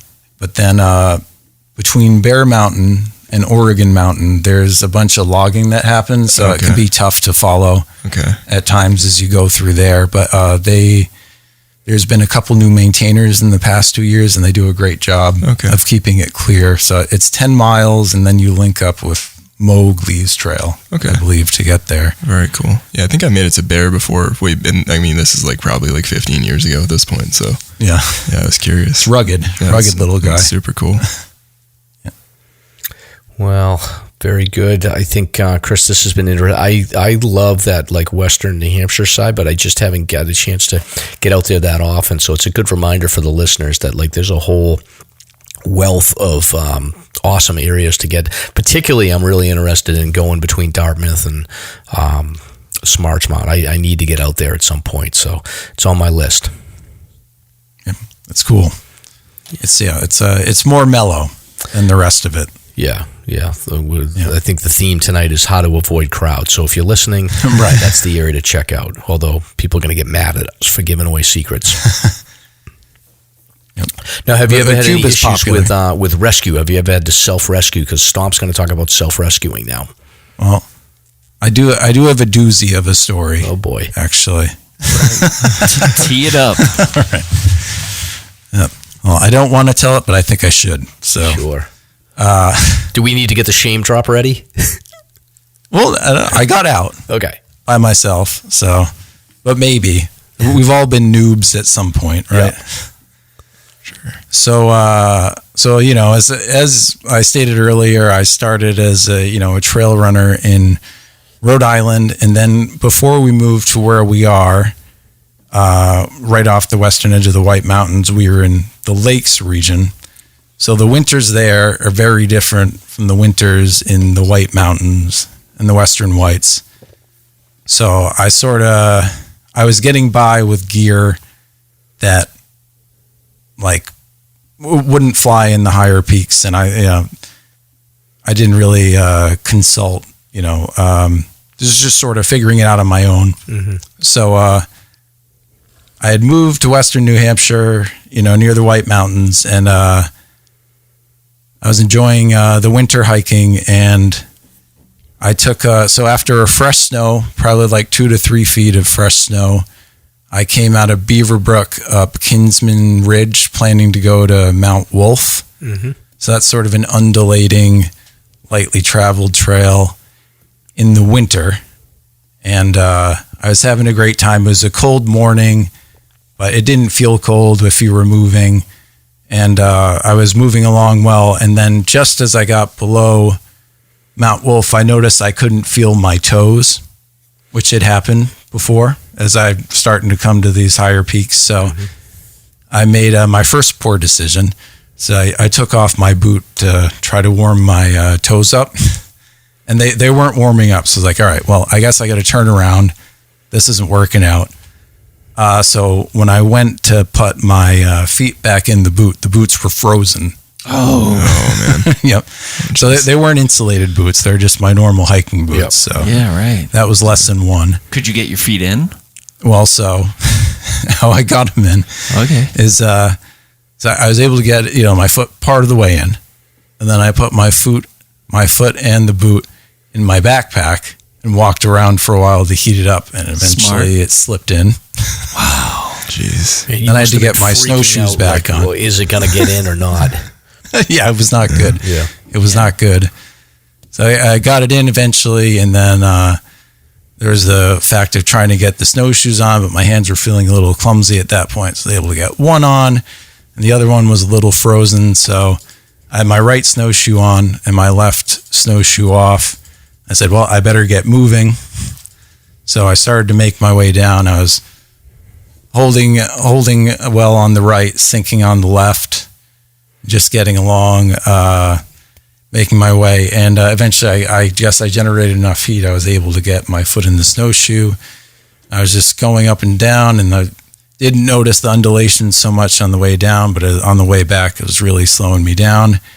And I just started getting really tired. I felt like I wanted to go to sleep. I shot a text to my wife. It was like, I might be in trouble. I might not. And then... it's hardcore. Yeah, eventually made it all the way down, and I basically sort of stumbled down, that steep as it comes right down to the highway to my car, sort of stumbled down and made it to my car, and I had to sit on the side of my car because I couldn't figure out how to get my snowshoes off. So I had ended up getting frostbite on three of my toes here, and then I took my glove off, and this finger was white. So goodness, dude. Oh, jeez. Hardcore. So that was a lesson. Then I was able to get myself home and spent the next 3 hours sleeping after we had warmed up my feet and put some blankets on. So I ended up having superficial frostbite and I assume hypothermia. Yeah. Yep. So that was sort of a wake-up call, and then I reached out to the community to see what kind of gear I was missing. The big thing was insulated boots, having hand warmers ready, and I had a better, deeper look at the forecast from then on out. Yeah. I'm surprised your wife lets you go out by yourself still. Well, since then I've had 4 years of good performance. So. Yes. Now she doesn't worry. Is there any residual effects of the frostbite? Do you still feel No. I went back to work the next day, and my big toe was numb on one side for a couple weeks, and the skin on my middle finger on my left hand was really dry and hard for a while, but all good now. Yeah. You're lucky. I have a friend that had frostbite, and he still feels it in the winter. Oh, really? Yeah. Yeah. So, yeah. But wow, that's crazy. So, that intense. is definitely a situation. So Stomp's going to talk about when to self-rescue and when not to self-rescue. So Stomp, that's actually a perfect example of all right. That's an example where you can't even afford to wait for somebody. You gotta go. Yeah. Yeah. If you don't mind, I'll just segue right into this. Slasher's hiking topic of the week. We recently got a couple messages from people that basically self-rescued, and I will just read this one here, and it just really got me thinking about, when is it appropriate to self-rescue and when is it to press the red button and call for help. So let me tee this up here. This is from a listener named Kim. Quote unquote, I hiked Tri-Pyramids last week up Scar Ridge Trail to avoid North Slide since it was drizzly on and off. Hit the 3 peaks and started down South Slide. Rolled my ankle right near the top of that damn scree. But in my head, I kept hearing you all, self-rescue, self-rescue. So I got up and hobbled close to 6 miles out. My New Hampshire friend from high school was with me and very patient. Then drove 3 hours home to Rhode Island. Thankfully, it was only a severe sprain, so I'm recuperating pretty well. Not one to sit long. Kim. So that's sort of the setup for this. So it got me thinking, oh boy, I don't want us to give people the impression that you always have to self-rescue, because that is not always the case. There may be times where you are unable to do that under the circumstances. And I think what you bring up, this is somewhat academic, what I'll present here briefly, because I really would just want to open it up to the floor and talk about it. But what you're talking about, Chris, is potential harm versus certain harm. So the potential harm of you sitting there would be, I'm going to freeze to death, or I'm going to get hypothermia, I'm going to lose digits. Right. Now, the certain harm is, say you find yourself in an avalanche zone or something like that. You're definitely in trouble. You got to get moving. So there's these neat little things here. Did some digging, found 4 factors that people can consider when they're trying to figure out, am I able to do this safely or am I stuck? One of them is thorough analysis, just analyzing the situation, finding the best course of action. We talked about the potential harms. Another example of the certain harm, there was a rescue a couple summers back. Somebody went up the Watcher, the left slide, and was about maybe 10 feet from the topping out of the left slide gully and got stuck. I mean, this person couldn't self-rescue. They were stuck. I mean, that is a certain harm. So they pulled the plug and called rescue, and that was appropriate. I mean, there are times when you have to call for help. So I guess the big caveat here is I don't want people thinking that you always have to self-rescue, because sometimes it's just not damn possible. I mean, rescue is there to help you, for sure. And again, there are just times where medically, it could be a medical emergency where you're just unable to move. And then there are other time-critical situations as well. What if you're having a heart attack? So there are so many factors, and I figured I'd bring it to the table to get some input from you guys and see what you thought about it. Yeah, and we sometimes, I think me and Stomp talked about this offline. Like sometimes we joke around. Like I've definitely said this where like I'm never gonna call for a rescue. Like I would never want my name in the paper and things like that. And it's like you can be macho about this stuff, but we don't want the message to become do something reckless. Like Fish and Game will tell you that they want people to call if they need help. Like they will be there and they will rescue you. So it's just trying to figure out, like, at what point do you make the judgment where, okay, you can try to get out on your own versus calling for that rescue. And it's a fine line, and there's no definitive answer there. Yeah, it's context specific, and I think, just to bring back Kim's story, that one's on the fence for me. I mean, 6 miles, if that was a fracture or maybe it is a severe sprain, hobbling out 6 miles, that could make your recovery a hell of a lot longer than calling rescue. And part B to that is they could have probably driven out an ATV and just picked her up. Yeah. So always be aware of your options. Assess your options. If you have a buddy, just always have a plan before you step out the door. What if I am in trouble? What if I'm stuck? Can I shelter for 12 hours while I'm waiting for rescue? Can I shelter overnight? Am I going to be able to move? Really put some thought into it before you go out the door. Yeah, and weather factors into this so significantly too. You have no margin for error when it's cold. None. Right. Correct. So if you don't have that shelter, you're going to have to self-rescue. Yep. You may not be able to wait 12 hours or 6 hours for rescue. Or say you're on top of a summit and you can't move, and all of a sudden a massive lightning storm comes in. You're going to have to move. So it's very context specific. Yeah. But bottom end of the story here is don't not call. Don't think that self-rescue is the only option. I mean, rescuers are there to help for sure. Yep. I agree, Stomp. Any input, boys?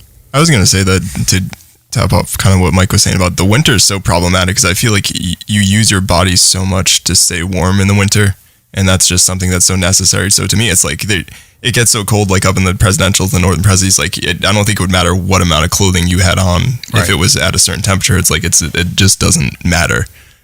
You need to get down below tree line, kind of fundamentally. So it's I don't know. It's one of those things. I think you generally have to keep moving. And like to me, that would be if you're stuck on like Adams in a bad snowstorm or something, and say you sprain your ankle or something like that, you have to get below tree line, like at that point, especially if there's weather. But it's like Mike was saying, I think I know in the winter especially, like I'm kind of paranoid about watching the weather and checking like 5 different forecasts and trying to give so many angles. And even the observatory gets it wrong, and like they're on Mount Washington, they're watching these things dynamically happen, and they still can't predict with total I guess consistency all the time what exactly is going to happen 100% of the time. So it's it's weird, but I guess to your point, like context is everything with that. Like the top of the South Tri-Slide too is a nasty place to, like, that whole scree field, like kind of going up there. I couldn't, probably not fun to go down that with a sprained ankle, I would imagine. Right. Yeah. That's tough. Yeah. But kudos to Kim for gutting it out, I will say. Like, I mean, that's amazing. The adrenaline had to have run out. That's another point you wanted 6 miles. to make, Mike, right? Just take advantage of the adrenaline. Oh, that's right. Yeah, that's another thing that I if you, especially ankle injuries and foot injuries and things like that, I think that there's something to be said. And Chris, I guarantee that you're gonna nod your head when I say this, but like trail running especially with trail runners, like you lose focus for a second and then you'll roll that ankle, and sometimes you'll roll that ankle and you're like, wait a minute, is this serious or is this not serious? Right. And what was that pop? Yeah, exactly. And my perspective on that is like, okay, worry about it, but just keep going, because the adrenaline of that, even if you've severely injured it, the adrenaline is going to keep going, is going to keep you going, and then hopefully you'll get to the parking lot before it gets severely. I mean, if you do a clean break or something, like game over. But if you've rolled it, keep going, don't stop. Yeah, as if you stop, it's going to blow up. Yeah, that's the biggest issue. I was being stupid a couple of years ago after doing trail maintenance, and I was actually taking pictures coming down airline after doing Adams, and I was taking a picture and I rolled my ankle at the top of airline. So it was a good roll too. I feel like when you feel like you've been on the ground on the side for a bit with your ankle, you're like, oh crap, like this is not going to be fantastic. But I had trekking poles on me, which helped a bunch. And it was one of those, like Mike was saying, like I was able to pretty much get down to my car and like it hurt, but not like, luckily I was lucky too. I mean, frankly, like it wasn't an awful spot to roll it, but as soon as I got back to like where I was staying, actually just in Randolph, like I don't know, like 5 or 10 minutes away, and like I went to stand on the car and like immediately felt the pain. But it's funny how it just comes back so quickly like that. But I feel like if you keep moving on it, like a lot of times, at least with an ankle sprain, it can help. I think if you sit there for 30 minutes, like you're kind of like, it's not productive. Like you're kind of just waiting to see how bad it's going to get. And that's why I still always kind of carry at least one trekking pole on me, even though I don't use them all the time, because it saved me a lot that time to be able to put some weight on something else for sure. Yeah. Yikes. So all good stuff here, Stomp. So like we said, it's a fine line, but err on the side of calling if you need it, for sure. Don't take what we say on this podcast and say like, well, I don't want my, we don't include anybody's names on here unless they're ridiculous. So, call if you need it. Amen. I used some guy's name. What was the guy? I was like, usually I don't use people's names, but I used the guy's name. I was just trying to think of that. I think it was like Yellowstone. Recently, right? I think it was a Yellowstone Tauron that like he attacked I don't know, an animal or something. So there's too many stories coming out of that area. Yes. All right, you guys ready for some search and rescue? We're only gonna do one tonight because we're running up on time, and this one we'll probably have to double click into this one because it's a pretty crazy one.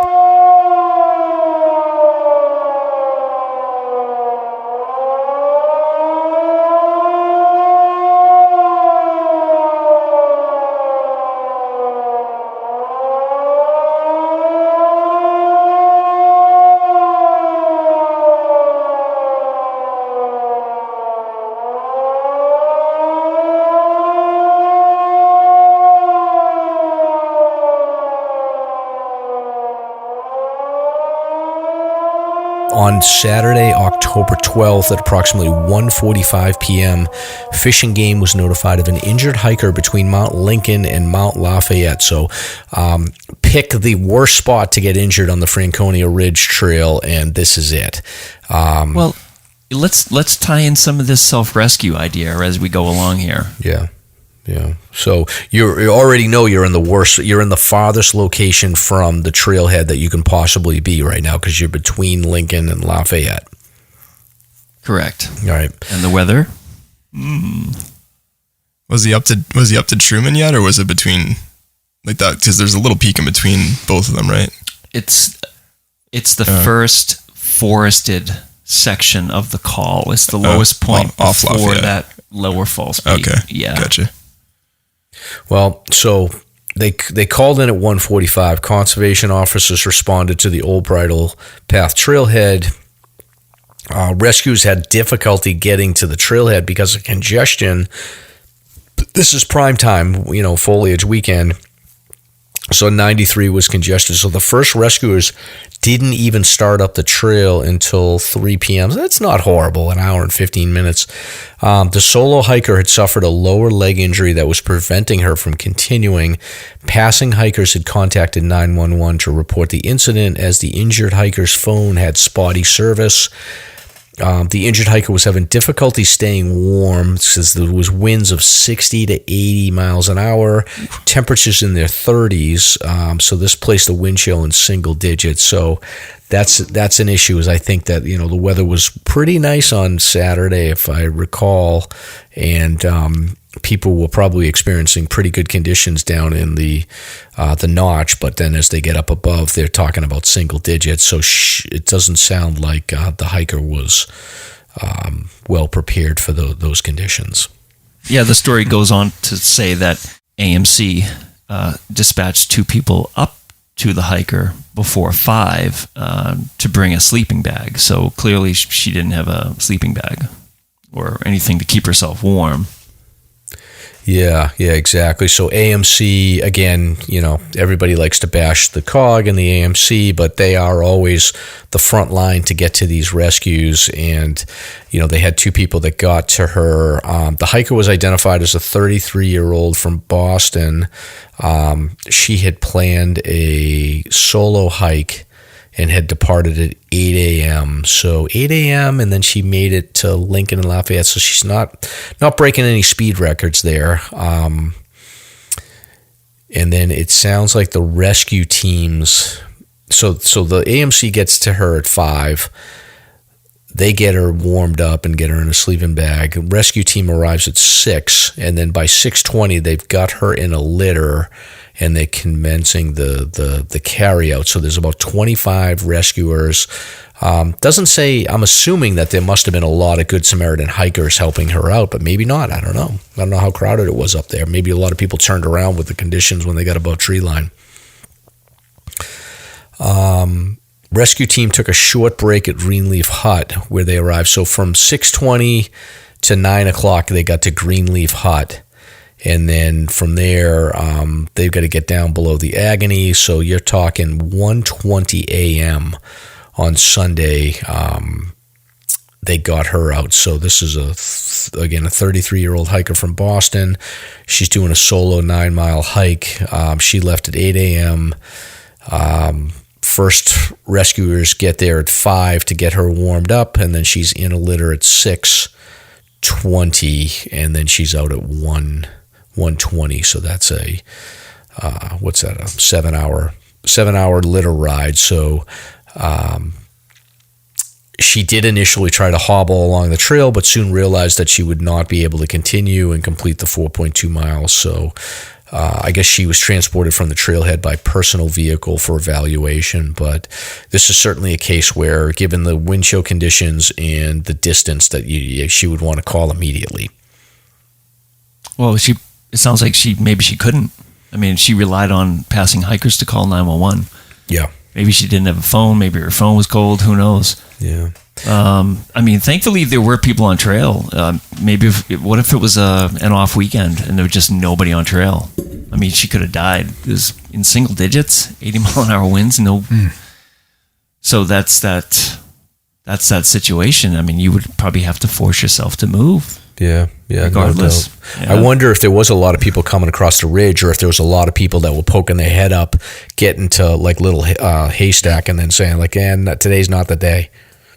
Yeah. I mean, the trailhead was packed, but yeah, you're right. Yeah. Maybe they said, maybe some other time. True. Yeah. So, and it's just start thinking about, like I always say, carry a splint and a wrap so that you have that, but maybe that wouldn't have mattered in this case. But hot liquids, as winter comes, I always have a thermos with me. It weighs too much, but hot liquids, Chris, like I hear your story, like you would have been in a lot better shape with the hot liquids. That would have warmed you right up. And then just a sit pad, or basically a closed cell pad, so that you're not directly on the ground. That's the other piece. If you lay directly on the ground in cold weather, it's going to transfer that cold conditions to you, and you're going to freeze quick. You need that shelter. Yep. Padding. So that's it, Stomp. That's a good one. All right, boys. So how do we get a hold of you, Chris, online? How can people follow you and your work? C. Gothberg. Okay. Pretty straightforward on Insta. Yeah. You see your beautiful work. And how about you, Mr. Pud? So you can, my personal Instagram's at Nick in Nature. And for PUDs Podcast, you can follow us at PUDs Podcast on Instagram and Facebook and whatnot. Awesome. If you care to listen. Yeah, this has been great. Yeah, I appreciate you both coming out. No problem. Yeah, of course. Yep. Yeah. And Stomp, you got to edit this quickly because I'm going and meeting. And Chris, you're welcome to join us if you want to go tomorrow. But I'm meeting Nick in the morning. We're going to do Crescent and Randolph Loop up by the Randolph Woods there. So should be fun. Very cool. Awesome. Yeah. Excellent. Until so we'll see you listeners in 2 weeks. Yeah. See ya. Thank you for listening. If you enjoyed the show, you can subscribe on Apple Podcasts, Spotify, Podbean, YouTube, or wherever you listen to podcasts. If you want to learn more about the topics covered in today's show, please check out the show notes and safety information at SLASRPodcast.com. That's SLASRPodcast.com. You can also follow the show on Facebook and Instagram. We hope you'll join us next week for another great show. Until then, on behalf of Mike and Stomp, get out there and crush some mega peaks. Now covered in scratches, blisters, and bug bites, Chris Staff wanted to complete his most challenging day hike ever. Fish and Game officers say the hiker from Florida activated an emergency beacon yesterday morning. He was hiking along the Appalachian Trail when the weather started to get worse. Officials say the snow was piled up to 3 feet in some spots, and there was a wind chill of -1 degree. And there's 3 words that describe this race. Do we all know what they are? Only one hill! Here's Lieutenant James Nealon, New Hampshire Fish and Game. Lieutenant, thanks for being with us today. Thanks for having me. What are some of the most common mistakes you see people make when they're heading out on the trails to hike here in New Hampshire? It seems to me the most common is being unprepared, and I think if they just simply visited hikesafe.com and got a list of the 10 essential items and had those in their packs, they probably would have no need to ever call us at all.